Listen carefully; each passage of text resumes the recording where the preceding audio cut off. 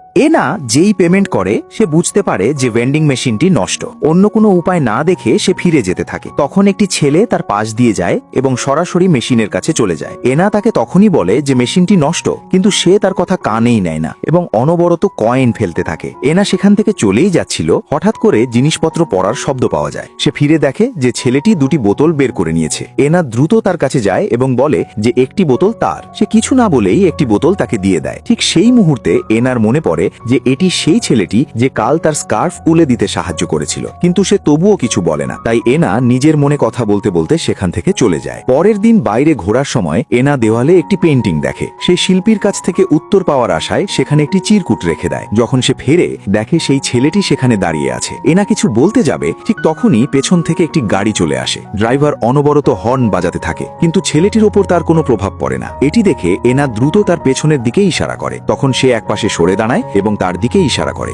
সেই মুহূর্তে এনা বুঝতে পারে যে ছেলেটি শুনতে পায় না। পরের দিন যখন এনা একটি রেস্টুরেন্টে যায়, ওয়েটারের আওয়াজ তার নজর কাড়ে। সে ফিরে তাকিয়ে দেখে সেই ছেলেটি সেখানে আছে। কিন্তু যখন এনা ওয়াশরুম থেকে বাইরে আসে, সে মানুষের ভিড় দেখতে পায়। কাছে গিয়ে জানা যায় যে নিচে আগুন লেগেছে। এনা অন্য সবার সাথে বাইরের দিকে দৌড়ায়, কিন্তু হঠাৎ তার সেই ছেলেটির কথা মনে পড়ে যে শুনতে পায় না। সে দৌড়ে ভেতরে যায়, তার হাত ধরে এবং তাকে টেনে বাইরে নিয়ে আসে। ধোঁয়া অনেক ঘন হয়ে গিয়েছিল, তাই এনা নিজের একমাত্র স্কার্ফটি তার মুখে বেঁধে দেয়। দুজনে কোনো মতে একসাথে নিচে নেমে আসে এবং যখন এনা চোখ খোলে, সে নিজেকে হাসপাতালে আবিষ্কার করে।